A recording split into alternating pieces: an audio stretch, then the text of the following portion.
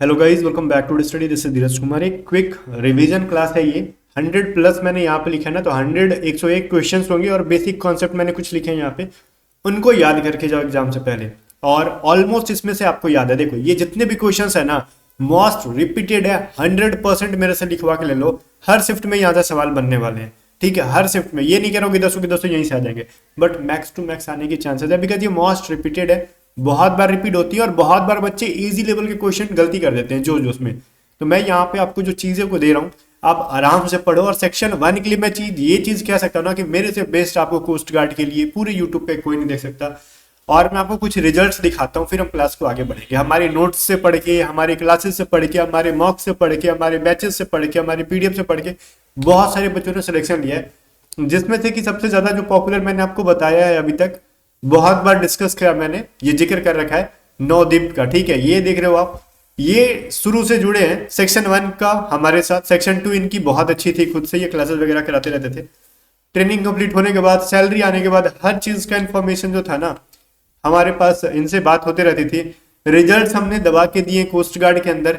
इस बार भी देखो रिजल्ट, अभी रिसेंट में बच्चे का आपने देखा होगा, 15 अक्टूबर को जब रिजल्ट आया था, कोस्ट गार्ड का इनका स्टेज 3 के लिए हो गया, मतलब ऑलमोस्ट फाइनल हो गया।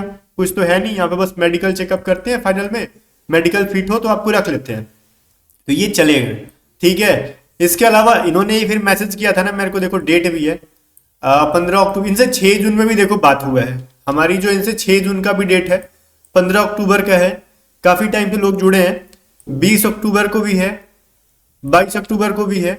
ये कह रहे भैया सिलेक्टेड फॉर एसएसआर ऑल्सो, मतलब ये एसआर के लिए भी इनका सिलेक्शन हो गया। ठीक है, अब मैंने बोला कि गो फॉर कोस्ट गार्ड। अभी अपना अपना जो चीज है, अभी ये किस चीज में गया फिर मैंने इनसे डिस्कस नहीं किया, शायद ये कोस्ट गार्ड के अंदर ही है बिकॉज ऑफ परमानेंट। ठीक है, आगे बात होगी कि ट्रेनिंग से आएंगे तो फिर आगे डिस्कशन होता है। देखो भाई, इस बार भी यहाँ पे जो है ना, ये देखो सर, आईसीडी में फाइनल मेरिट से 3 मार्क्स से रह गया था, नेवी में हो गया। अब ये 23 अक्टूबर की चीज है।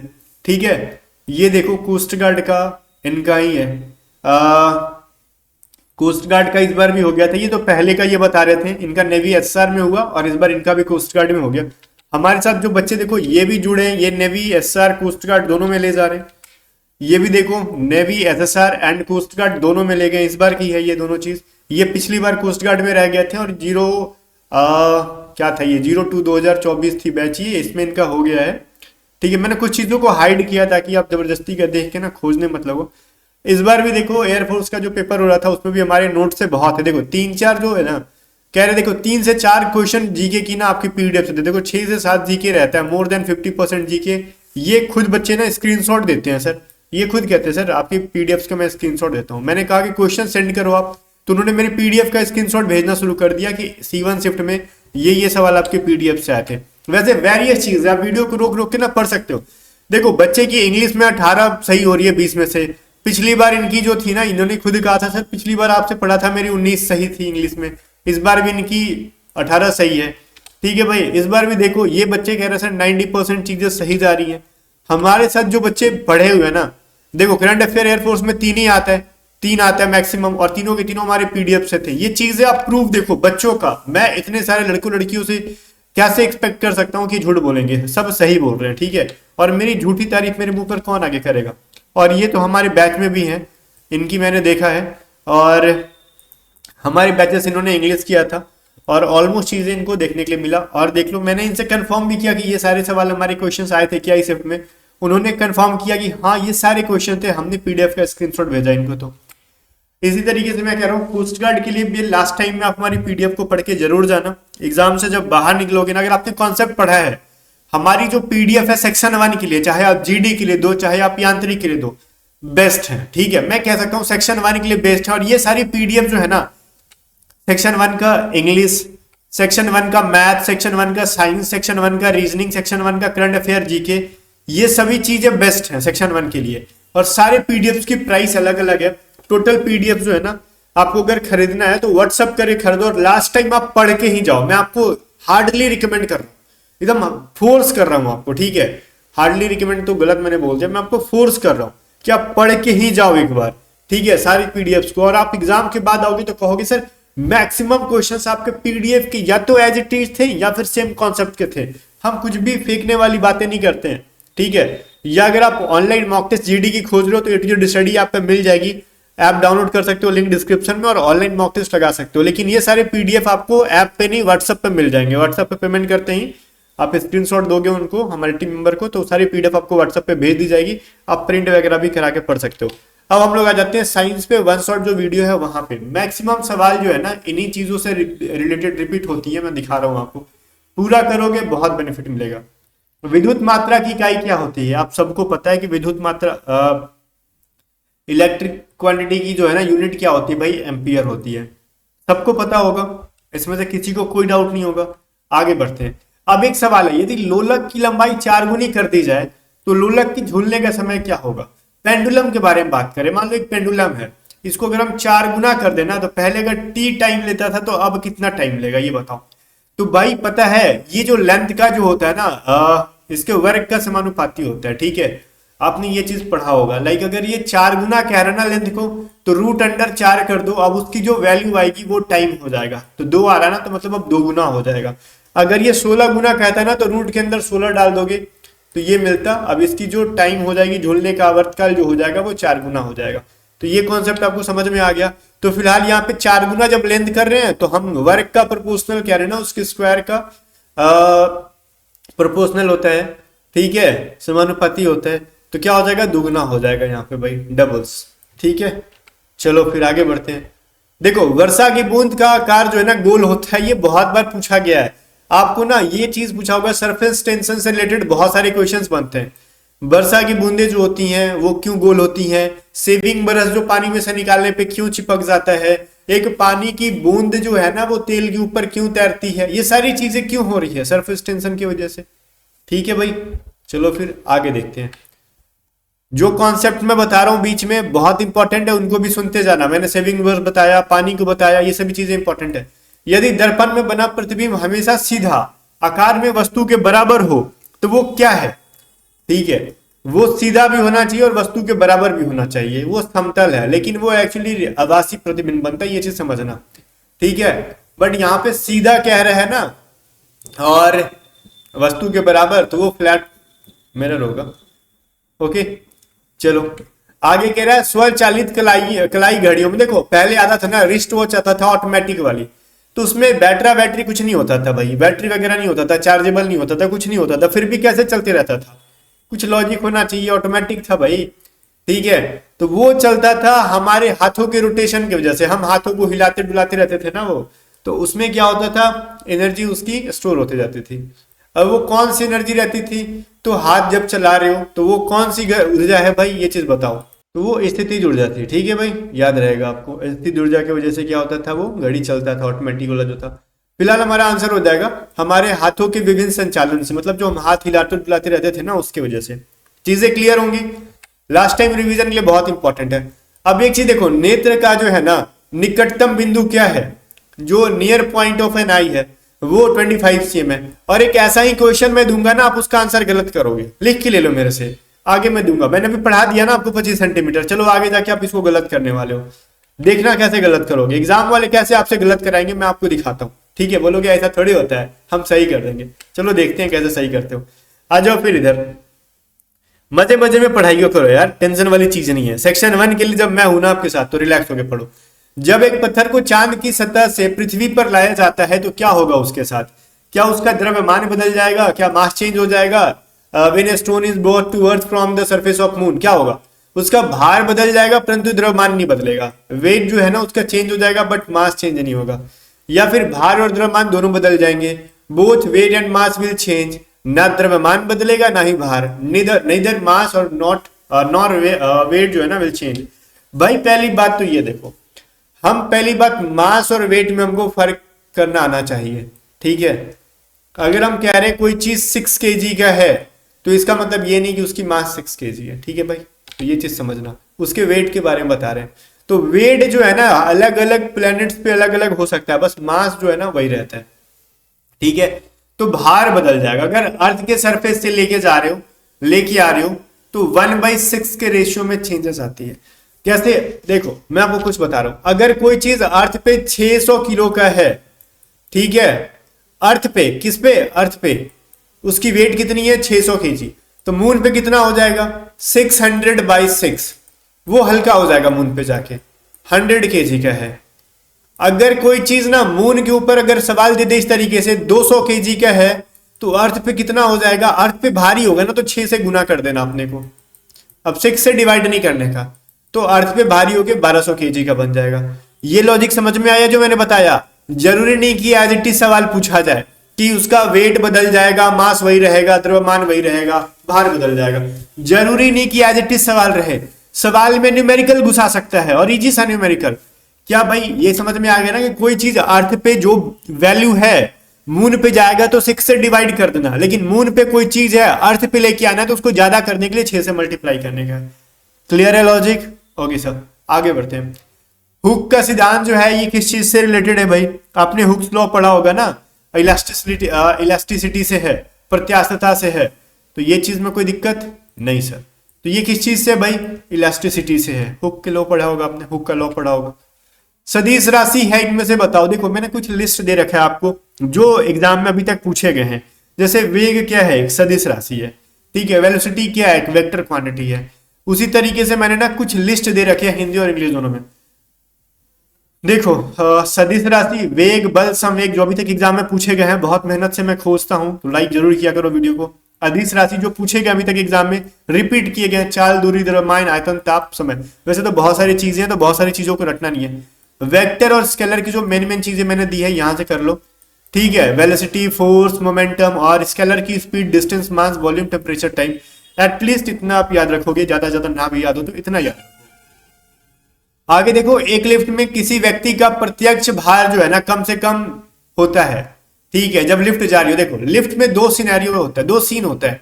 ये मान लो लिफ्ट है, जब अपने नीचे से ना ऊपर की तरफ जा रहे होगे तो आपको वेट ज्यादा लगेगा, ठीक है। लेकिन यही लिफ्ट जब ऊपर से नीचे आ रही होती है ना तो आपको थोड़ा सा डर टाइप का, घबराहट टाइप का लगता है, क्योंकि वेट कम लगता है उस टाइम, ठीक है। तो वो क्या होगा, वेट कम लग रहा है तो वो नीचे की तरफ आ रही है, तो यहाँ पे त्वरण के साथ नीचे, तो त्वरण के साथ नीचे, ठीक है। कहाँ पे है भाई? बी में है, मैं कहाँ पढ़ रहा हूँ, ठीक है। डाउन विथ एक्सेलरेशन, ठीक है। वो क्या हो रही है भाई, एक एक्सेलरेशन के साथ नीचे आ रही है, जिसकी वजह से वेट हमको कम फील हो रहा है। आपने झूला पे भी ये चीज समझ में आ गया ना, जब भी लिफ्ट ऊपर जाएगी तो वेट ज्यादा फील होगा। सवाल को उल्टा भी पूछा जा सकता है, ठीक है, कि लिफ्ट ऊपर जाएगी तो वेट में क्या होगा, कैसा महसूस होगा, तो ज्यादा महसूस होगा। वेट, लिफ्ट जब नीचे आएगी तो कैसा महसूस होगा, वेट कम महसूस होगा। लिफ्ट ना देखिए, वो झूला कर देगा, जो एक चक्री वाला झूला होता है ना, जिसपे आजकल वीडियो देखते हो, गोल गोल घूमता है, ठीक है। तो वो जब नीचे से यू ऊपर जा रही होती है ना तो मजा आता है, मजा आता है। लेकिन जैसे ही यहाँ आने के बाद नीचे आता है तो नानी याद आती है, वही मैया मैया चिल्लाने लगते हैं कुछ लोग, वेटलेस फील करते हो, लगता है कि शरीर में जान ही नहीं है, ठीक है भाई। चलो, सवाल को घुमा कर भी पूछा जा सकता है। हर्ट्ज जो है ना वो किस चीज, इसको हटर्ज नहीं पढ़ते, हर्ट्ज पढ़ते हैं, ठीक है। या फिर आप जो भी प्रोनाउंसिएट करते हो, ठीक है। ये किसकी यूनिट है भाई, ये चीज बताओ। तो तरंग की आवृत्ति की है ना, तीव्रता का नहीं, आवृत्ति का, ठीक है। Frequency of waves. चलो आगे देखो, इसमें हमने कुछ, ठीक है, कोई दिक्कत नहीं है। तरंग दैर्ध्य देखिए, कंफ्यूज मत होना, उसको मीटर मेजर करते हैं, जिसको लेमडा से डिनोट कर रहे होते हैं हम, ठीक है। चलो फिर तेल की एक छोटी सी बूंद पानी पर फैल जाती है, क्यों? देखो यहाँ पे मैं आपको क्या समझा रहा हूँ, दो तीन चीजें समझाऊंगा। स्मॉल ड्रॉप और drop of oil spread on water, because दो कंडीशन होंगे यहाँ पे ना। तेल की एक जो छोटी सी बूंद है पानी के ऊपर फैल जा रही है, ठीक है। तो दो कंडीशन होते हैं, दोनों कंडीशन को जरा ध्यान से समझना। फैल जाती का मतलब क्या हुआ, ये ना कि उस पर घुल मिल नहीं रही है, ऊपर तैरने लग रही है, ठीक है, चारों तरफ फैल के। वो ऐसा नहीं कि जाके उसके अंदर मिल जा रही है। पानी के ऊपर आप पानी डाल के देखो, दूध डाल के देखो, वो घुल जाएगा एक दूसरे में। ऐसा नहीं कि दूध ऊपर दिख रहा है पानी अंदर दिख रहा है, ऐसा नहीं। लेकिन तेल ऊपर ऊपर दिखने लगेगा, वो क्या आप जो भी बोलते हो उसको अपनी भाषा में, ठीक है। तो इसके पीछे का रीजन पता है क्या है, जो पानी का जो सरफेस टेंशन है ना वो ज्यादा होता है, ठीक है भाई। चलो, इसीलिए अगर गर्म पानी करोगे ना तो वो मेनली आप देखोगे थोड़ा थोड़ा तेल घुलने लगेगा। उस समय पानी का पृष्ठ तनाव कम होने लगता है, सरफेस टेंशन, तो पानी में तेल घुलने लगती है, ठीक है। बट वहीं पे क्या होगा, जब ज्यादा होगा उतनी भी नहीं घुलती है, जैसे मतलब सरफेस टेंशन उतना भी कम नहीं हो जाता उसका, हल्का फुल्का घुलेगा, अंदर की साइड जाएगा। लेकिन जब पानी एकदम ठंडा होता है ना तो उसका सरफेस टेंशन ज्यादा होता है, और पानी तो मेनली उतना घुमा के नहीं पूछेगा, बस ये याद रखो। अगर पानी के ऊपर तिल फैल रही है तो मतलब उसका सरफेस टेंशन पानी का ज्यादा है, बस ठीक है। चलो, वाटर का सरफेस टेंशन ज्यादा है।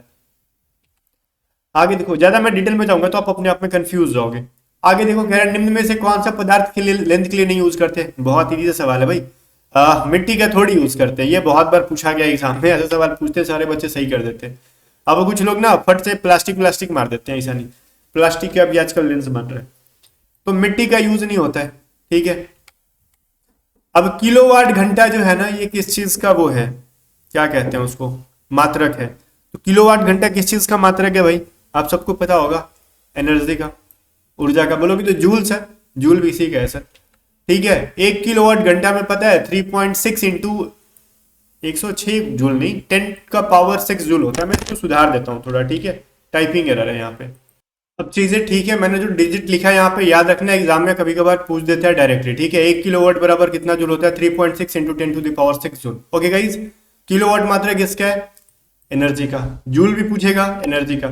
ओके, अब ये मत कहना कि आपने जूल नहीं लिखवाया था सवाल में, मैंने चीजें स्पष्ट कर दी, क्लियर कर दी, ठीक है। अब देखो, सामान्य मानव नेत्र का जो है ना दूरबिंदु क्या होता है, बताओ। What is the far point of a normal human eyes. तो ठीक है, आपका आंसर आ रहा है 25 सेंटीमीटर आ रहा है, 25 सेंटीमीटर ना, गलत है। मैंने कहा था ना कि मैं आपसे गलत कराऊंगा यहाँ पे, और आपने कर दिया। एग्जाम में आता ना अगर, तो इसको मैक्सिमम बच्चे 25 सेंटीमीटर 25 सेंटीमीटर करके निकल जाते हैं, क्योंकि वो पढ़ते आए ना कि ह्यूमन आईज है ना, उसकी एक मिनिमम पॉइंट होती है 25 सेंटीमीटर। लेकिन यहाँ पे मिनिमम नहीं पूछा भाई, वो स्पष्ट की न्यूनतम दूरी, मतलब क्लियर दिखाई देने के लिए न्यूनतम दूरी, मिनिमम डिस्टेंस होगा 25 सेंटीमीटर। मैक्सिमम पूछा है ये, दूर बिंदु पूछा है ये, फार पॉइंट पूछा है, मैक्सिमम कोई लिमिट ही नहीं है हमारा, हम कितना दूर का देख सकते हैं। तो अनंत मान लो, इनफाइनाइट, ठीक है। तो इसका सही आंसर क्या होगा, बी। मैंने कहा था ना मैं आपसे गलती कराऊंगा, और एग्जामिनर ऐसे कराएगा गलती, मैं क्या करा लूंगा आपसे गलती करा के। तो इस चीज के लिए मैं आपको अलर्ट करवा रहा हूं, ताकि आप एग्जाम में गलती ना करना। ऐसा सवाल को अच्छे से पढ़ना, मिनिमम पूछा या फिर मैक्सिमम। दूर बिंदु कहेगा तो वो मैक्सिमम कह रहा है, और मैक्सिमम हमारा कोई लिमिट नहीं है, कोई इंसान कम देखता है, कोई ज्यादा देखता है, अपने अपने लेंस पर डिपेंड कर रहा है, ठीक है। आगे देखो, हम दलदली सड़कों पर क्यों फिसलते हैं, बिकॉज वहां पे क्या होता है, फ्रिक्शन नहीं होता, फ्रिक्शन कम रहता है, तो घर्षण की कमी होती है भाई, लैक ऑफ फ्रिक्शन। सिंपल सा फंडा एकदम। ओके, आगे बढ़ते हैं। वास्तविक वस्तु का हमेशा सीधा प्रतिबिंब बनाने वाला दर्पण बताओ, कौन सा है जो सीधा जो है ना, कोई भी चीज है उसका हमेशा सीधा वो बना रहा है, इमेज बना रहा है। वो क्या हो सकता है, उत्तल अवतल, ठीक है, सॉरी, उत्तल समतल, उत्तल अवतल नहीं, समतल और उत्तल, फ्लैट एंड कॉनकेव, ये चीज कह सकते हो आप। चलो ठीक है, मैंने पहले ही पढ़ा था कि समतल जो है ना सीधा बनाता है। ओके, आगे चलो। और ये क्या, उत्प्लावकता, हाँ किसने दिया था, उत्प्लावकता से संबंधित जो है ना वो कौन से वैज्ञानिक है, आर्किमिडीज है, ठीक है, आर्किमिडीज, ठीक है, इंग्लिश में भी सही है स्पेलिंग। आगे आ जाओ, ठीक है भाई। उत्प्लावकता से संबंधित कौन है, एक वो आपने उत्प्लावन बल पढ़ा होगा ना, उसको इंग्लिश में क्या कहते हैं, उत्प्लावन बल को बुओयंट फोर्स, इंग्लिश में मैंने बोल दिया ताकि समझ गए बच्चे जो नहीं समझ में आ रहा था। तो ये फोर्स किसने दिया था, आर्किमिडीज ने निकाला था, ठीक है। चलो, ये चीज मत कहना कि आपने बताया नहीं, मैंने बोल दिया, बुओयंट फोर्स जो है ना उसको सिद्धांत किसने दिया था, आर्किमिडीज ने दिया था। फिर एसआई पद, जिसको हम हिंदी में उत्प्लावक बल कहते हैं, एसआई पत्ती में लेंस की क्षमता जो है ना वो इजी है। लेंस की जो क्षमता वो क्या होती है, डायोप्टर होती है। बहुत बार एग्जाम में पूछा है भाई, इजी है, बच्चे लगभग सही भी कर लेते हैं। ल्यूमेन अगर पूछेगा किसका इकाई है ल्यूमेन, तो क्या कहोगे आप सर, कहोगे सर कुछ नहीं, बस ज्योति फ्लक्स का है, ठीक है, फ्लेम फ्लक्स का है। आगे आ जाओ। वॉशिंग मशीन जो है ना वो किस सिद्धांत पर कार्य कर रहा होता है, वॉशिंग मशीन बताओ किस पे काम कर रहा होता है, ये चीज बताओ। ये होता है अपकेंद्रण, सेंट्रीफ्यूगेशन, ठीक है। अब इसका मतलब क्या होता है ना, वो अपकेंद्रल बल या फिर सेंट्रीफ्यूगेशन बल का एक हिंट मैं आपको देता हूँ, समझ जाओगे आप। ये जनरली ना अपने एक्सिस के ना लंबवत काम कर रहा होता है, ठीक है, क्या कहते हैं उसको हम लोग, वर्टिकली काम कर रहा होता है, ठीक है ना। ये चीज आप समझना। अभिकेंद्री बल आपने सुना है ना, जो सॉरी अपकेंद्री, अभिकेंद्री नहीं, अपकेंद्री बल जो आपने सुना है ना वही है। ये क्या है, अच्छा ये उपकेंद्रण है, ठीक है, एक चीज नहीं, अलग अलग चीजें दोनों। अपकेंद्रण मैंने लिखा है, मैं टाइपिंग में भी चेक करते रहता हूँ कहीं कुछ गलती तो नहीं हुआ है, वरना फिर आप गलत याद कर लोगे। आगे देखो, पानी से भरी बाल्टी की गहराई कम दिखाई देती है, इसका कारण क्या है। देखो अगर एक बाल्टी है ना, अभी देखोगे तो उसकी बिना पानी के तो देखोगे ठीक है, उसकी एक्चुअल डेप्थ समझ में आ रही है, लेकिन पानी भर दोगे ना तो लगता है कि ये जो डेप्थ यहाँ पे थी ना ये उठ के यहाँ पे आ गई। इसका कारण क्या होता है?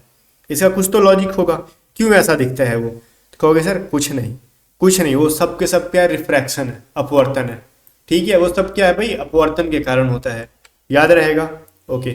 बहुत बार सवाल पूछा है। कोई साइकिल सवार किसी मोड़ में घूमता है ना अगर, तो वो कौन क्या होता है?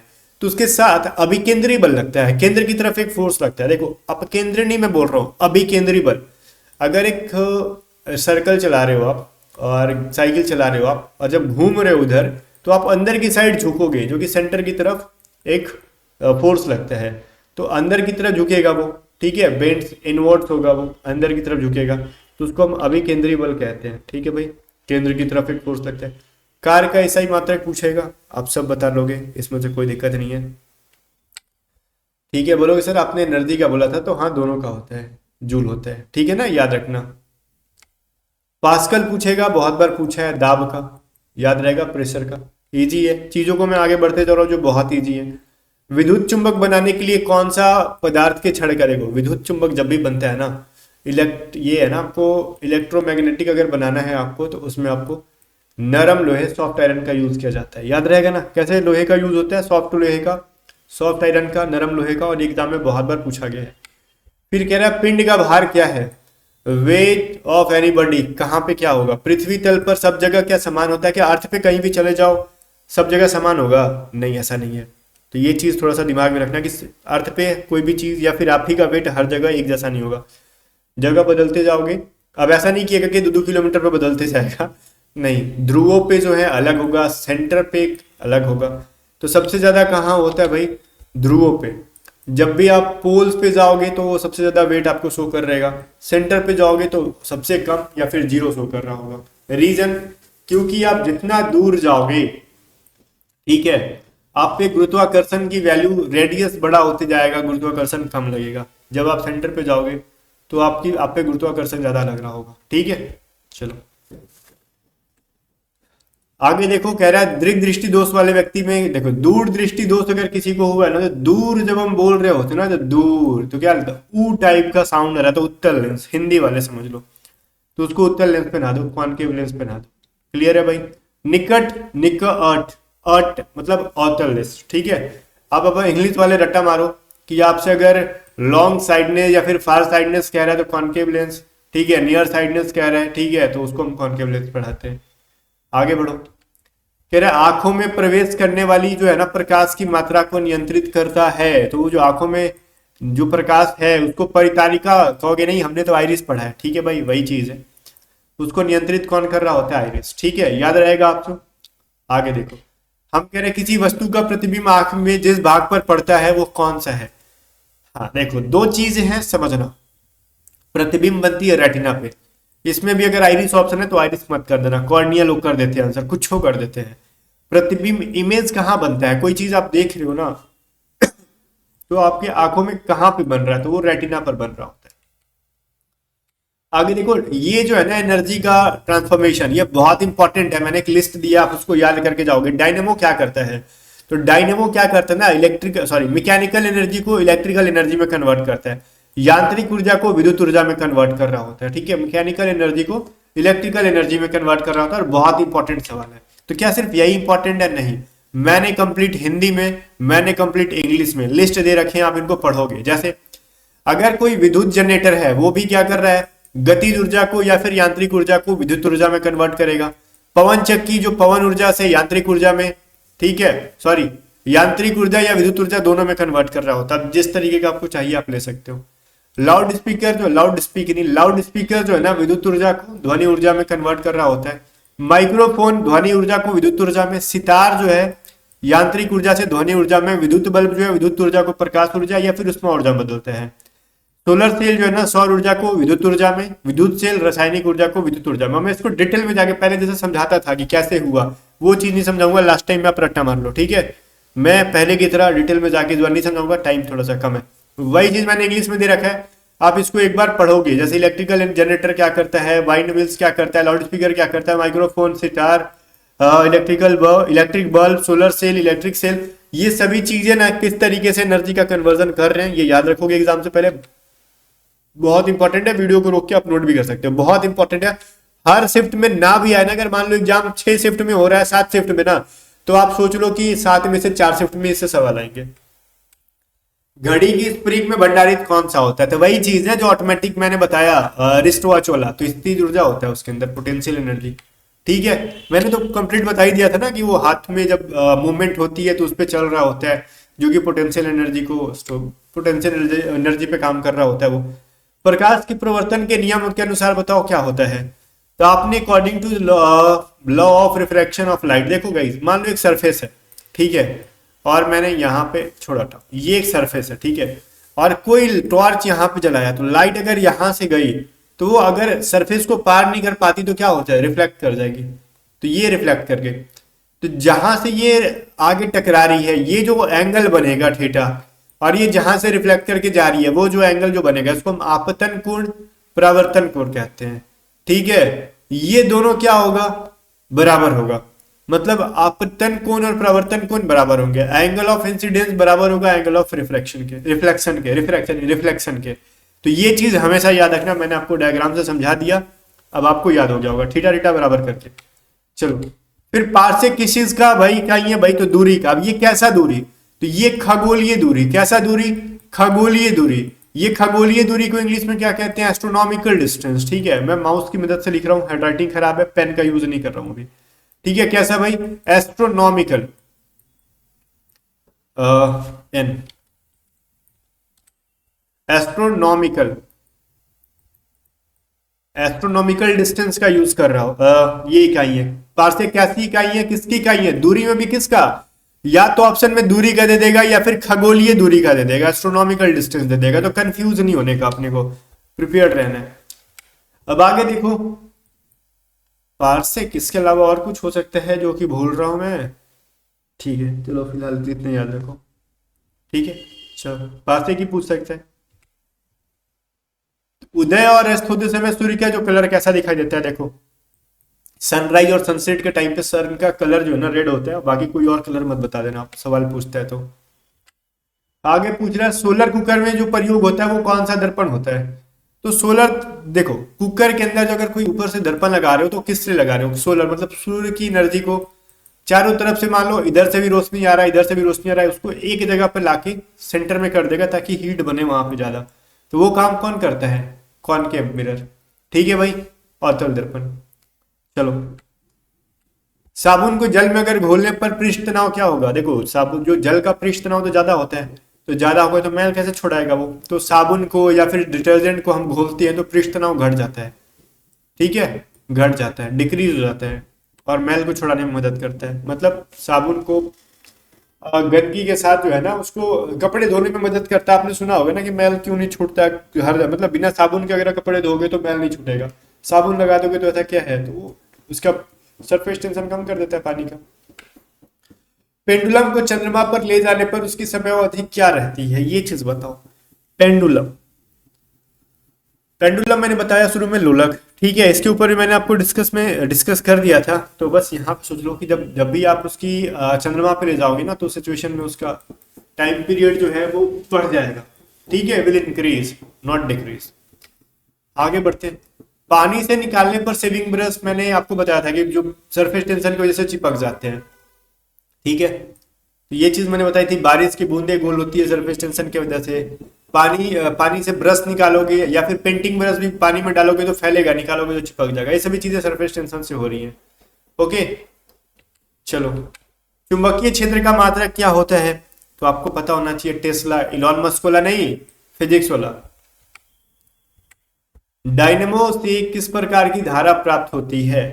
मैंने तो बोल दिया ना कि डायनेमो से, अच्छा नहीं बोला, मैंने एनर्जी कन्वर्जन पढ़ाया था, कोई दिक्कत नहीं है। डायनेमो से धारा डायरेक्ट करंट मिलती है।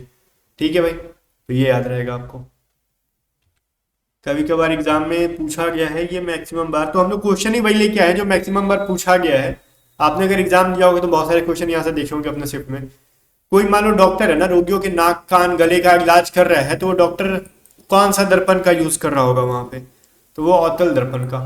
या फिर क्यों? क्योंकि अगर वो लाइट जला रहा है तो उसको कान के अंदर कुछ देखना है, तो अगर लाइट फैल जाएगी तो दिखेगा नहीं। तो एक जगह लाइट को ना एक बिंदु पर लाके उसको स्टोर करोगे, मतलब एकत्रित करोगे, तब जाके चीजें क्लियर दिखेंगी। तो वहां पे अवतल दर्पण का काम हो रहा होता है। कौन रंग जिस खतरे का यूज है सिग्नल में? लाल। ऐसा सवाल इजी तरीके से नहीं पूछेगा, मैंने थोड़ा सा इसको इजी तरीके से लिख दिया। देखो भाई, किस कलर का जो है ना तरंग दैर्ध्य सबसे अधिक होता है? तो रेड का। ठीक है, क्यों? क्योंकि ये दूर से ही दिखता है तरंग दैर्ध्य ज्यादा होने से। और सबसे कम किसका होता है भाई? तो बैगनी का। ठीक है, या पर्पल का। ठीक है ना, और जिसकी वजह से उसको हम लोग दूर से नहीं देख पाएंगे। ज्यादा स्कैटरिंग नहीं होता है किसमें? रेड कलर में। ज्यादा स्कैटरिंग होता है किसमें? तो बैगनी कलर में, पर्पल कलर में। आगे देखो, वस्तु की मात्रा बदलने पर अपरिवर्तित रहेगा। मात्रा बदल दोगे ना तो उसके घनत्व में कोई असर नहीं पड़ेगा, उसका भार वार सब द्रव्यमान मास वगैरह बदल जाएगा। ठीक है, लेकिन गाइज मान लो अगर कोई चीज है, आपने इतना बड़ा पिज्जा ले रखा है, ध्यान से सुनना, इसको कट कर दोगे ना तो इस दोनों का वेट मास दोनों बदल जाएगा, दोनों का वेट मास अलग अलग हो जाएगा। लेकिन उसकी डेंसिटी पहले जो थी अभी भी डेंसिटी वही रहेगी, डेंसिटी में कोई फर्क नहीं आने वाला है। ठीक है भाई, चलो। सूर्य की ऊर्जा उत्पन्न होती है कि सूर्य की जो ऊर्जा होती है ना, वो हाइड्रोजन और हीलियम के अणु क्या होते हैं, आपस में टकराते हैं। तो वहां पे कुछ फूटता नहीं है, विखंडन नहीं होता है। ठीक है, तो वहां पे संलयन होता है, आपस में टकराते हैं, टूटता फूटता नहीं, जस्ट मत टकराने से वहां पे एनर्जी प्रोड्यूस होती है। ठीक है, तो उसको हम नाभिकीय संलयन कहते हैं, न्यूक्लियर फ्यूजन कहते हैं। अगर वहीं पे अगर कोई कुछ टूट फूट के एनर्जी निकले तो उसको हम विखंडन कहते हैं, जो कि यूरेनियम के अंदर हो रहा होता है, आपने पढ़ा होगा। तो यहाँ पे जो चीज सौर क्या कहते हैं, सूर्य से या फिर सोलर से रिलेटेड है, तो वहां पे हमारे सोलर सिस्टम के अंदर नाभिकीय विखंडन नहीं होता है, संलयन होता है वहां पे। ठीक है, चलो। लैंप की बत्ती में जो तेल किसके कारण ऊपर उठता है? अगर पहले टाइम पे लैंप चलता था तो उसमें एक धागा मोटा सा पतला सा ये चौड़ा सा ना एक वो कपड़े का रहता था। ठीक है, बत्ती, और इसमें जलता था, और ये आधा चीज किरोसिन तेल के अंदर डूबा रहता था। तो तेल कैसे ऊपर चढ़ता था? आज भी दिए के अंदर हम लोग रुई डालते हैं, घी डाल के, तेल डाल के, तो कैसे तेल चढ़ रहा है? क्या उसमें पाइप लगा के, मोटर लगा के थोड़ी छोड़े हो?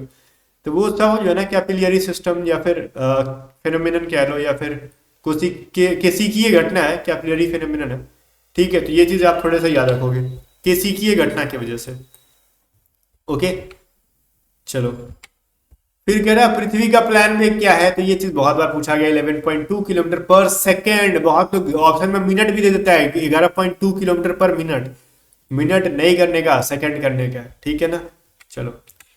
किस तापमान पर जल का घनत्व अधिकतम होता है? तो 4 डिग्री सेंटीग्रेड पे। डेंसिटी मैक्सिमम होता है, कुछ लोग जीरो बोलने लगते हैं, ऐसा कुछ नहीं है। 4 डिग्री सेंटीग्रेड पे जो होता है ना, सेल्सियस कह लो, सेंटीग्रेड कह लो, जो कहना है कह लो। ठीक है, इस पे क्या होगा? मैक्सिमम डेंसिटी होता है वाटर का, और ये बहुत बार एग्जाम में पूछा गया है, तो घबराना नहीं। -4 नहीं करने का, गड़बड़ हो जाएगा। ठीक है ना, चलो। बहुत बार माइनस ऑप्शन में भी रहता है, तो कर देते हैं। क्यूरी किसकी इकाई है भाई? तो रेडियो एक्टिव धर्मिता का, या फिर रेडियो एक्टिविटी का। ठीक है ना, चलो। हीरा का अपवर्तनांक बहुत बार एग्जाम में पूछा गया। वैसे अपवर्तनांक का कोई फिक्स नहीं है कि इस चीज का पूछ दे, तो सारी चीजें नहीं याद रख सकते। जो मैक्सिमम बार पूछा गया मैं वो करा दे रहा हूँ, 2.42।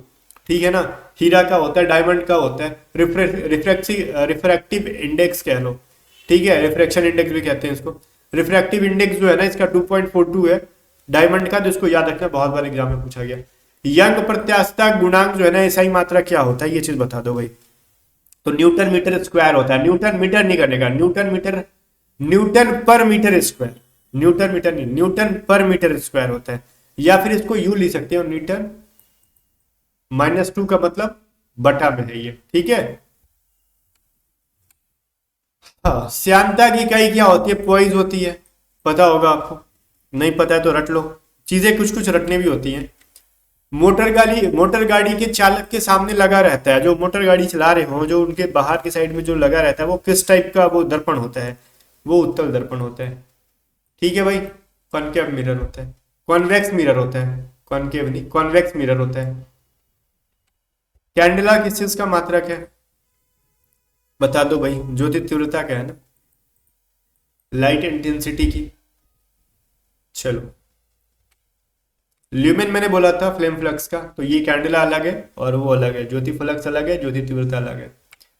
फिर कह रहा है वाहनों से जो निकलने वाली प्रदूषित गैस है ना वो कौन सी है, तो वाहनों से जो कार्बन डाइऑक्साइड है या फिर कार्बन मोनोऑक्साइड है, यही दोनों में कंफ्यूजन होता है आपको, याद रखना वो कार्बन मोनोऑक्साइड है, ठीक है, जिसको हम CO से लिखते हैं। और आपसे यहाँ से एक सवाल और बनता है, पता है क्या, देखो मान लो कहीं कुछ लोगों ने आग लगाया, ध्यान से सुनना मैं जो बता रहा हूँ, आग लगाया और आग फिर धीरे धीरे खत्म हो गई, लोग हट जाते हैं वहां से बिना बुझाए उसको, लेकिन फिर भी ना रात भर उसमें थोड़ा थोड़ा एक जहरीला गैस निकलते रहता है, धुआं निकलते रहता है, और वो जहरीला धुआं कार्बन मोनोऑक्साइड है, जो इंसान के श्वसन में क्या करता है, रुकावट डालता है, ब्लड में जाके क्या करता है, ऑक्सीजन जो जाती है ना उसको ब्लॉक करता है ऑक्सीजन को, तो ये कार्बन मोनोऑक्साइड है। तो ये सवाल जब भी पूछे घुमा के ना कि मान लो कोई ईंधन है वो जल रहा है और अच्छे से जला नहीं है और बुझ गया, उसको बुझाया गया और पूरी तरीके से बुझा भी नहीं, तो उसमें से कौन सी जहरीली गैस निकलती है, कार्बन मोनोऑक्साइड निकलती है। तो सवाल इस तरीके से घुमा के पूछा गया है कई बार एग्जाम में। मैं कोस्ट गार्ड के सेक्शन 1 को ना बहुत ही क्लोजली मॉनिटर करता हूँ कि किस तरीके से सवाल को एग्जाम वाले पूछते हैं, तब मैं बताता हूँ आपको, और मैक्सिमम सवाल वहां से आ जाते हैं। चलो भाई, नीला थोथा क्या है, कॉपर सल्फेट, ठीक है। चलो, फॉर्मूला क्या होता है, CuSO4, ठीक है ना, इसका पूछ सकता है CuSO4, ये पूछ सकता है कॉपर सल्फेट का, कहाँ ऑप्शन में 1 नंबर पे ही है, नीला थोथा या फिर नीला तोता लिटिल ब्लू। चलो, नीला तोता को इंग्लिश में लिटिल ब्लू ही कहते हैं ना, ब्लू स्टोन कहते हैं इसको, लिटिल ब्लू नहीं कहते, टाइपिंग में एरर में सुधार देता हूँ, इसको ब्लू स्टोन के नाम से जाना जाता है, लिटिल ब्लू। भाई मैंने कहा कि मैं पहली बार सुन रहा हूँ लिटिल ब्लू, ठीक है भाई। चलो आगे बढ़ते हैं अगले सवाल की तरफ।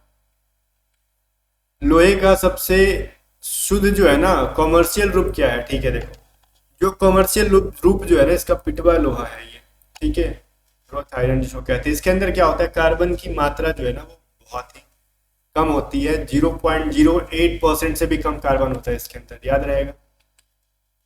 ओके, देखो कोयले के अंदर कार्बन की मात्रा अगर ज्यादा रहेगी तो वो प्योर कोयला हुआ, ठीक है, लोहे के अंदर कम रहेगा तो वो प्योर कोयला हुआ, दोनों में फर्क है।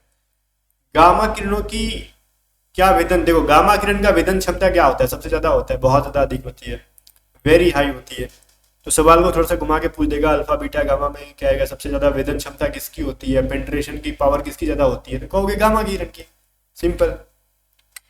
दूध क्या है, दूध एक प्रकार का पायस है, ठीक है, इमल्सन है, बहुत बार एग्जाम में पूछा है, तो लोग इसको निलंबन कह देते हैं, कुछ लोग इसको कुछ और कुछ कुछ बोल देते हैं, फोम बोल देते हैं, तो ये एक प्रकार का पायस है, इमल्सन है, याद रहेगा।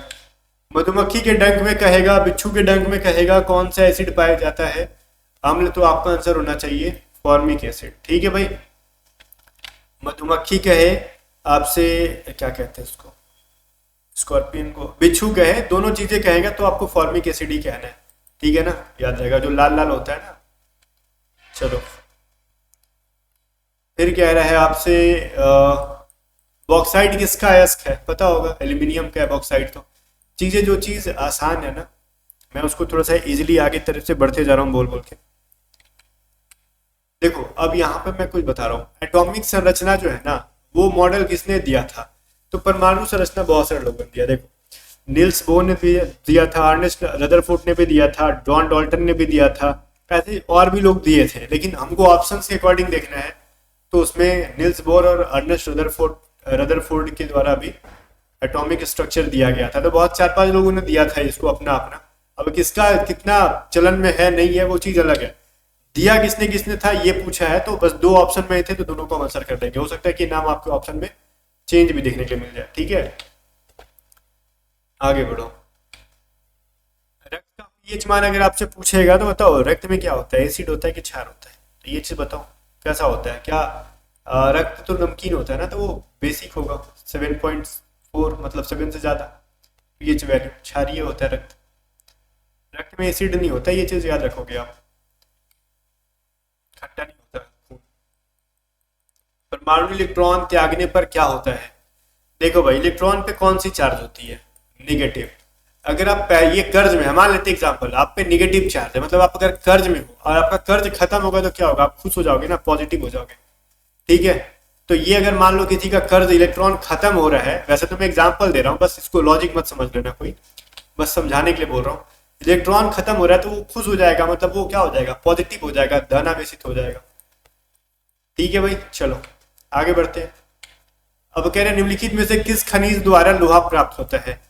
तो हेमेटाइट के द्वारा ही ना, उसका अयस्क है हेमेटाइट। ठीक है, पिंच ब्लेड किसका है भाई, कमेंट करके बताओ। ठीक है, मेरे बताने से पहले ना कमेंट करके आप बता दो, अगर बता दिए तो ठीक है, नहीं बताया ना तो मैं बताता हूँ यूरेनियम का अयस्क है पिंच ब्लेड, याद रहेगा ना, एग्जाम में पूछा गया है। ये वाला जो पिंच ब्लेड है वो मैं बोल रहा हूँ ये यूरेनियम का अयस्क है, जैसे मैंने बॉक्साइड बोला ना एल्यूमिनियम का है, हेमेटाइट आपका किसका है, लोहे का है, तो पिंच ब्लेड वैसे यूरेनियम का है। ओके भाई, आगे बढ़ते हैं। कह रहे हैं धातुओं के प्रमुख गुण बताओ भाई, क्या होता है धातुओं में, क्या टेंसाइल होती है, तन्यता होती है, आघात वर्धनीयता या फिर मैलिएबिलिटी होती है, ताप चालकता होती है, थर्मल कंडक्टिविटी। हाँ सर, तीनों होती है। उनको तन्यता का मतलब खींच खींच के ना लंबा तार ही बना दोगे, मारोगे ना तो टन टन का आवाजो करेगा। ठीक है, और ताप चालकता, क्या वो गर्म होता है, लोहे को गर्म करोगे यहाँ पे तो क्या वो यहीं पे गर्म होके रह जाएगा, नहीं, वो बहुत ही कम टाइम में ऊपर से नीचे तक गर्म हो जाएगा। ठीक है, तो यही चीज है कि सब सारी जो है ना एक मेटल की तीनों प्रॉपर्टी है, तो ऑल ऑफ देम हो जाएगा या फिर ऑल ऑफ द अबव हो जाएगा। फिर भोपाल गैस त्रासदी के लिए उत्तरदायी गैस बताओ। देखो भोपाल गैस में जो वहां पे भोपाल गैस त्रासदी हुई थी ना, उसमें मिथाइल आइसोसाइनाइड लीकेज हुआ था, ये एग्जाम में बहुत बार पूछा गया है। फिर बोल रहा है जंग लगने पर लोहे का भार क्या होता है? जंग जब भी लगता है ना तो लोहे का भार घटता नहीं है, बढ़ जाता है, याद रहेगा ना।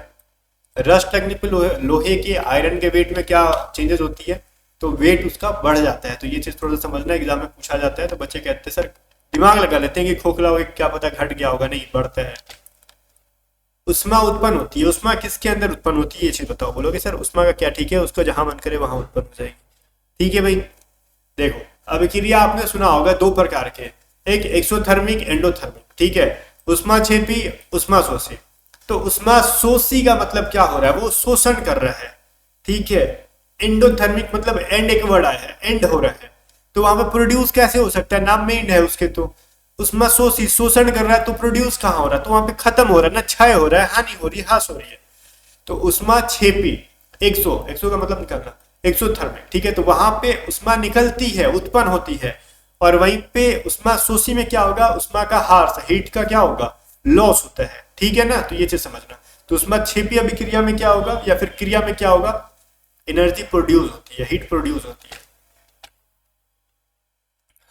हीट मैंने एनर्जी नहीं हीट बोलना था। निम्नलिखित में से किसमें कार्बन नहीं है बताओ। Which of the following does not contain carbon? क्या हीरा में कार्बन होता है? ऑब्वियस सी चीज है भाई, डायमंड एक कार्बन का ही अप्रूफ है, ग्रेफाइट भी कार्बन का ही अप्रूफ है, कोयला भी कार्बन का ही अप्रूफ है। तो करेक्ट आंसर है इनमें से कोई नहीं, नन ऑफ दिस। सही आंसर क्या हो जाएगा, डी। इनमें से तीनों में से ऐसे कोई भी नहीं है जो कार्बन का अप्रूफ नहीं है, छोटा तीनों के तीनों कार्बन का अप्रूफ बैठा है। ठीक है, तीनों के तीनों, तो डी हमारा सही आंसर हो जाएगा। कह रहा है कौन निम्नलिखित में से कौन सी धातु जो है ना सामान्य तापमान पर तरल लिक्विड फॉर्म में रहती है। भाई चीजों को समझो, अगर मेरे को मेटल कहेगा ना भाई तो मैं कहूंगा पारा, मैं कहूंगा मरकरी। ये मैं ना थोड़ी सी पेन को कनेक्ट कर लेता हूँ, लिखने में प्रॉब्लम आ रही है, क्योंकि यहाँ पे मेरे को ढेर सारी चीजों को समझाना है जहां से 100% एक ना एक सवाल एग्जाम में आपकी शिफ्ट में आएगा। देखो लिक्विड मेटल पूछेगा आपसे, मेटल पूछेगा आपसे, तो आपका आंसर क्या होगा भाई, मरकरी, पारा। ओके भाई, आपसे पूछेगा ना लिक्विड फॉर्म में नॉर्मल टेम्परेचर पे नॉन मेटल अगर रहेगा तो क्या कहोगे आप, ब्रोमीन। क्या कहोगे भाई आप, ब्रोमीन। एक अधातु है जो सामान्य तापमान पर लिक्विड फॉर्म में रहता है। और पूछेगा किस तत्व को आसानी से चाकू से काटा जा सकता है, तो कहोगे सर सोडियम। ठीक है, कुछ चीजें याद रहेंगी, which element can be easily cut by knife. ठीक है, आंसर विल बी सोडियम। ये तीन चीजें आपको याद रहेगी। अब मत कहना कि आपके क्वेश्चन में नहीं थे, यहाँ पे मैंने अचार डालने के लिए नहीं लिखा, आपको दिमाग में डालने के लिए लिखा। तीनों के तीनों हर शिफ्ट में आएंगे, किसी ना किसी शिफ्ट में आएंगे। 3 शिफ्ट में ये 3 सवाल फिक्स है, या फिर एक ही शिफ्ट में एक से ज्यादा सवाल आ जाए तीनों में से, लेकिन फिक्स है कि आएंगे। ये नो मेटल नहीं नॉन मेटल लिखना था। ठीक है, चलो आवर्त सारणी में वर्गों की संख्या कितनी होती है? 18 वर्ग होती है। वर्ग कितने होती हैं? 18 होती हैं, याद रहेगा। फिर प्रोटॉन के चार्ज पर किसका चार्ज होता है? देखो भाई इलेक्ट्रॉन पे क्या होता है? माइनस होता है, प्रोटॉन पर प्लस होता है, न्यूट्रॉन पे नो चार्ज, कोई चार्ज नहीं होता, बिल्कुल भी उदासीन होता है, तभी तो न्यूट्रल होता है वो। तो प्रोटॉन की जैसा किस पे होता है चार्ज? तो होगा आपका पॉजिट्रॉन के ऊपर। पॉजिट्रॉन भी पॉजिटिव चार्ज हो रहता है। पॉजिट्रॉन का खोज किसने किया था? एंडरसन ने किया था। याद रहेगा भाई? नहीं याद रहेगा? याद कर लो, एग्जाम में आएगा। एंडरसन, पॉजिट्रॉन का खोज किसने किया था? एंडरसन ने। ठीक है, ठोस कपूर को वाष्प में बदलने की क्रिया को क्या कहते हैं? सब्लिमेशन, उद्रोपतन। ये बहुत इंपॉर्टेंट है, देखो ध्यान से। कोई सॉलिड चीज है ना, अगर उसको गर्म कर रहे हो तो वो लिक्विड में नहीं चेंज हो रहा है, सॉलिड से लिक्विड में नहीं चेंज हो रहा है, वो चुट्टा सॉलिड से डायरेक्टली गैस बन जाता है। वो क्या है? कैम्फर। ठीक है, वो डायरेक्टली क्या होगा ना, वेपर बदल जाएगा सॉलिड से। उसको हम लोग सब्लिमेशन कहते हैं, उद्रोपतन। मतलब किसी भी ठोस को, सॉलिड को हीट देने पे, गर्म करने पे लिक्विड में ना चेंज होके वो डायरेक्टली गैस में बदल जाए, उसको क्या कहेंगे हम लोग? सब्लिमेशन कहेंगे, उद्रोपतन कहते हैं। बहुत इंपॉर्टेंट चीज है। ठोस जो है वैसा कपूर जो है ना, कैम्फर, वो ऐसा काम करता है, उसको हम लोग क्या कहते हैं? सब्लिमेशन। ये 100% सवाल में आएंगे एग्जाम में। किस गैस, जो मैंने पिछली बार बोला, ये किस गैस को उसकी ठोस अवस्था में शुष्क ड्राई बर्फ कहते हैं? देखो आपने वो बर्फ जैसे देखो ना, क्या कहते हैं इसको? सॉलिड कार्बन डाइऑक्साइड को क्या कहते हैं हम लोग? हम लोग ड्राई बर्फ के नाम से, शुष्क बर्फ के नाम से भी जाने जाते हैं। आपने एक वीडियो देखा होगा इस इंडियन हैकर का, देखा है? नहीं देखा है? पानी में वो जो फेंक रहा होता है बहुत ही बड़ा बड़ा चीज और वहां से धुआं निकलता है। ठीक है, नहीं देखा तो कोई दिक्कत नहीं है। आपको याद रखो, यहाँ पे जो सॉलिड कार्बन डाइऑक्साइड जो है ना, वो क्या होता है, जिसको हम शुष्क बर्फ के नाम से भी जानते हैं। फिर रेडियो सक्रियता की परिघटना की खोज किसने की थी? बहुत सारे बच्चे गलत आंसर करेंगे। ठीक है, रेडियम का खोज पूछेगा ना आपसे तो मैडम क्यूरी करते रहना, लेकिन आपसे पूछा है रेडियो सक्रियता परिघटना की खोज किसने की थी? तो हेनरी बेकरेल ने किया था। बहुत सारे बच्चे इसका गलत आंसर करके आ जाते हैं, कहते सर हमने तो एग्जाम में सही आंसर किया था, गलत कैसे हो जाता है? आप क्वेश्चन के उस लेवल तक जा नहीं पाते हो जो आपसे एग्जाम में पूछा गया है, आंसर गलत कर दे। तो ये एग्जाम में आया था, सारे बच्चे मैडम क्यूरी करके आ गए थे आंसर, बताओ, और एग्जाम में एक्सपेक्ट कर रहे हैं कि सही आंसर हो जाए। कैसे होगा? गलत ही होगा ना। आपको लगता है कि हमने सही किया, लेकिन एक्चुअली में आपने गलत किया था इसका आंसर। चूना पत्थर का रासायनिक नाम क्या है भाई? Calcium carbonate, CaCO3। ठीक है, चलो। लेंस किससे बनता है? फ्लिंच काट से। फ्लिपकार्ट से नहीं, फ्लिंट काट से, फ्लिंट ग्लास से। याद रहेगा ना? फ्लिपकार्ट से नहीं सुन लेना गलत गलत चीजें। ठीक है, गंदी बात है। आगे जाओ। रेडियोधर्मी तत्व का किसका उत्सर्जन है? रेडियोधर्मी जितने भी होते हैं, रेडियो एक्टिव जो एलिमेंट्स होते हैं, वो क्या क्या करते हैं? वो किस चीज का एमिशन करते हैं? वो अल्फा, बीटा और गामा करते हैं। ठीक है, तो ये चीज याद रहेगा। एग्जाम में आता है तो बच्चे रेडियो तरंगे कर देते हैं, रेडियो वेव्स कर देते हैं, नहीं, गलत हो जाएगा। रेडियोधर्मी जो तत्व होते हैं ना, वो अल्फा, बीटा और गामा का क्या करते हैं? एमिशन करते हैं, उत्सर्जन करते हैं। इंपॉर्टेंट है। 80 नंबर क्वेश्चन कह रहा है निम्नलिखित में से कौन सी गैस ग्लोबल वार्मिंग के लिए उत्तरदायी है? तो ग्लोबल वार्मिंग के लिए वैसे कौन कौन सी गैस उत्तरदायी है भाई, ये चीज बताओ। तो मैं यहाँ पे लिख देता हूँ आपको, ठीक है, याद रखना। क्या क्या हो जाएगा? देखो सबसे पहले तो ऑप्शंस के अकॉर्डिंग जा रहे हैं, कार्बन डाइऑक्साइड और मीथेन है, CH4। ठीक है, ठीक है, और इसके अलावा केवल मीथेन आंसर नहीं करना आप, नाइट्रस ऑक्साइड भी होता है। ठीक है, इसके अलावा क्या हो जाएगा? वेपर हो जाएगा आपका, वाष्प। ठीक है ना, ग्रीन हाउस गैस कह लो, ग्लोबल वार्मिंग के लिए सभी चीजें हैं। चलो, तो ये सारी चीजें हैं, और तो कुछ नहीं आ रहा है यहाँ से। ठीक है, ये सारे गैसेस का नाम याद रखो फिलहाल के लिए, आगे बढ़ते हैं। फंसेंगे, देखो मैं क्या करता हूँ ना, मैं सोचता हूँ कि कुछ चीजें और ऐड करके बता दूं जो आपके एग्जाम के लिए इंपॉर्टेंट है, बट अगर एट द टाइम वो चीजें मेरे दिमाग में नहीं आ रही कि क्या मैं आपको बताऊं, तो मैं आगे बढ़ जाता हूँ। ठीक है, आगे पीछे करके मैं बता देता हूँ। तो जो जो चीजें मैं इस तरीके से लिख के बता रहा हूँ, उन चीजों को लाइटली बिल्कुल भी मत लेना, याद कर लेना। ये डेट इज N2O है, नाइट्रस ऑक्साइड। ठीक है, चलो, कह रहे थायराइड ग्रंथि की जांच में कौन सा रेडियो एक्टिव पदार्थ होता है? अब देखो मैं एक चीज बताता हूँ, थायराइड जो है ना ग्लैंड का, थायराइड ग्लैंड, इसको अगर आपको जांच करवाना है, ठीक है, तो किससे हो जाएगा ये चीज बताओ। तो ये आयोडीन होना चाहिए पहली बात तो, इसके नाम में ये चीज सुनो, रेडियो आयोडीन 131, ठीक है। चलो, निम्न में से कौन सा विद्युत का चालक है, ठीक है, विद्युत का जो कंडक्टर कौन सा है, रबर तो नहीं है, प्योर वाटर तो है, ठीक है, विद्युत का चालक, लेकिन नहीं, प्योर वाटर जो मैं अगर कह रहा हूं ना आपसे वो है, लेकिन उससे भी बढ़िया है लवण का, साल्ट वाटर, ठीक है। तो ऑप्शन देखना है, ऑप्शन में कौन सबसे वो परफेक्ट आंसर आ रहा है वो देखना है। और सवाल अगर पूछेगा ना कि क्या शुद्ध जो जल होता है वो वाटर का सुचालक है, पानी का सुचालक है, तो आंसर नहीं होता है, नहीं। Pure water is not conductor of, good conductor of electricity, क्योंकि उसके अंदर कोई मॉलिक्यूल ही नहीं होता है, ठीक है, न्यूट्रल मॉलिक्यूल्स होते हैं उसके अंदर, कोई आयंस ही नहीं होता है उसके अंदर। तो सिंपल सा लॉजिक है, प्योर वाटर जो है ना वो विद्युत का, इलेक्ट्रिक का कंडक्टर नहीं है, इसलिए लवण वाला हो जाएगा, ठीक है, याद रखोगे। आगे देखो, सूर्य से आने वाली परावैंगनी किरण जो होती है ना, अल्ट्रावायलेट जो होती है, रेस कहाँ से आती है, सन से आती है। किस परत के कारण पृथ्वी पर वायुमंडल में प्रवेश नहीं कर पाती है, तो हमारी जो ओजोन लेयर है ना, ओजोन लेयर, ठीक है, इसके वजह से ना जो सन से अल्ट्रावायलेट रेज निकलती है, परावैंगनी किरण निकलती है, वो अर्थ तक नहीं पहुंच पा रही है, ठीक है।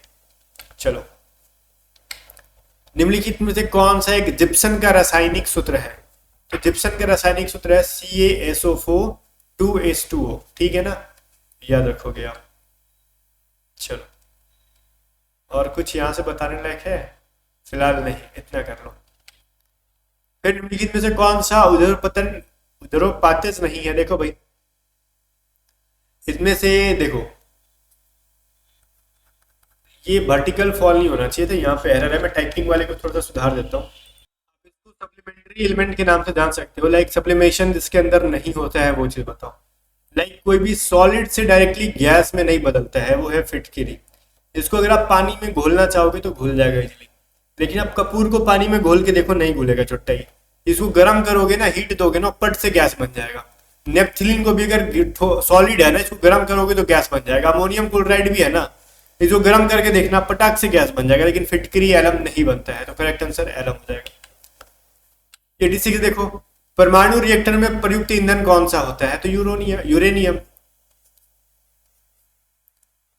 The fuel used in nuclear reactor is uranium, okay guys. 87 number देखो, फ्यूज तार किससे बनती है, what is fuse wire made of, ठीक है, तो टीन और शीशे का मिलकर बनता है, alloy of tin and lead, याद रहेगा।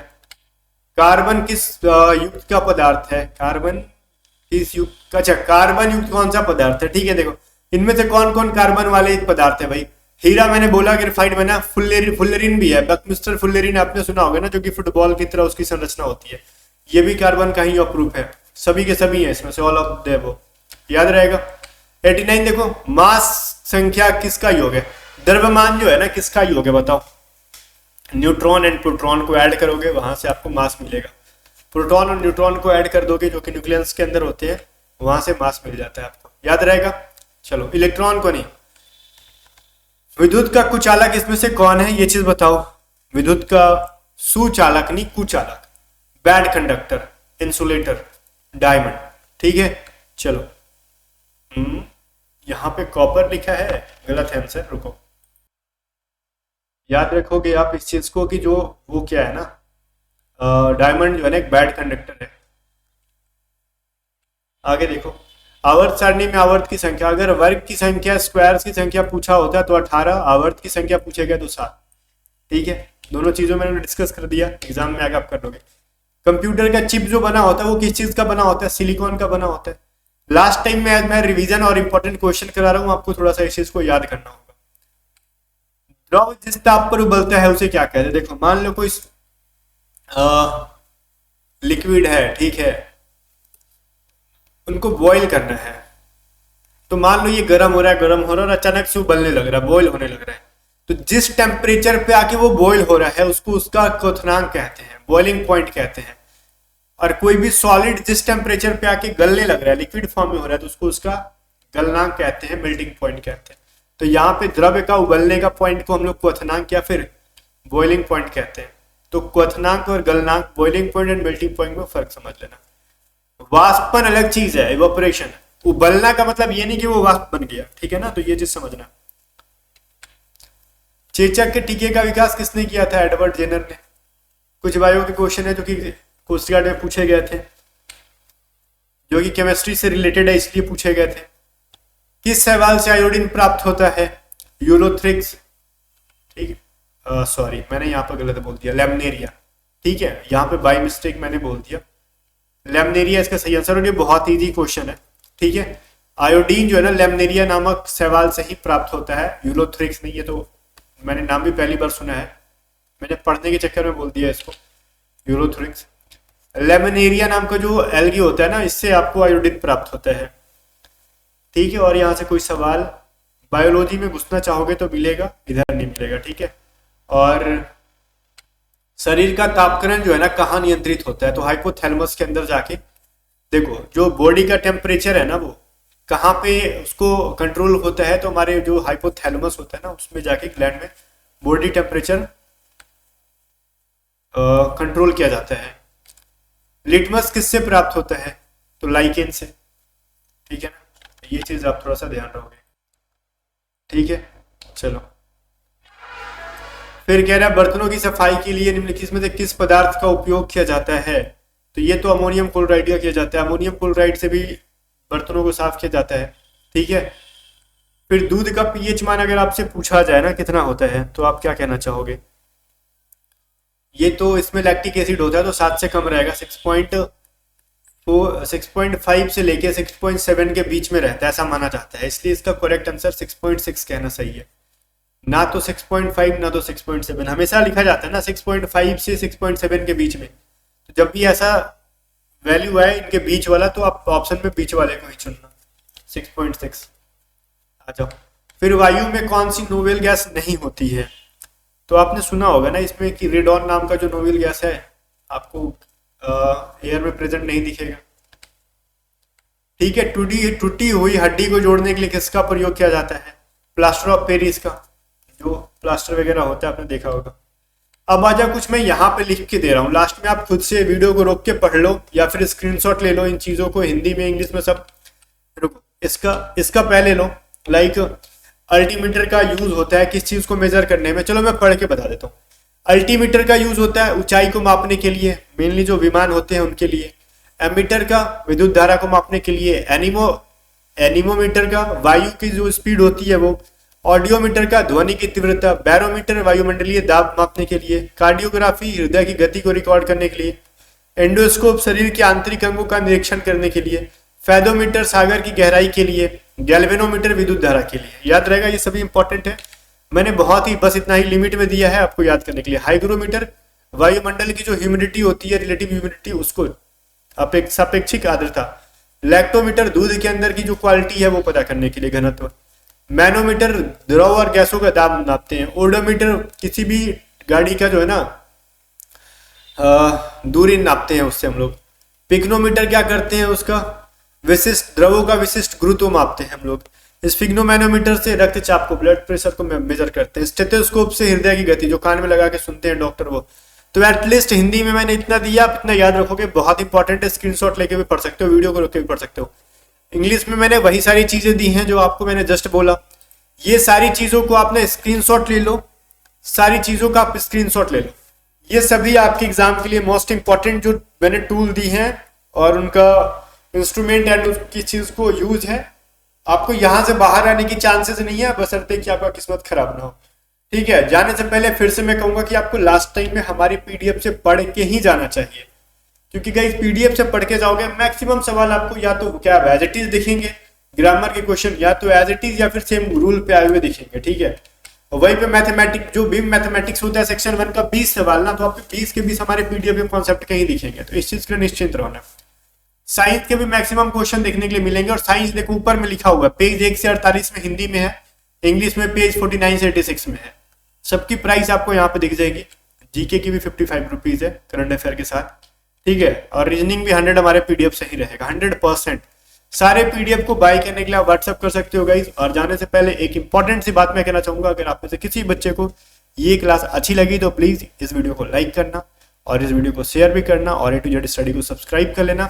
और गाइज इस पीडीएफ को जो मैंने यूट्यूब पे कराया है उसको मैं आपको टेलीग्राम चैनल पे अपलोड कर दूंगा, तो आप टेलीग्राम पे सर्च करोगे @A to Z स्टडी, ठीक है, या फिर सर्च करोगे @A to Z स्टडी, आपको वहां पे हमारा टेलीग्राम चैनल मिल जाएगा और वहां पे ये पीडीएफ आज रात में अपलोड हो जाएंगे, आप डाउनलोड करके रिवीजन कर सकते हो। बाकी हमारी पेड पीडीएफ को खरीदने के लिए आप व्हाट्सअप करोगे 7279047787 और खरीद के सारे पीडीएफ को एग्जाम से पहले एक बार पढ़ के ही जाना, आपके एग्जाम के लिए बहुत इंपॉर्टेंट है।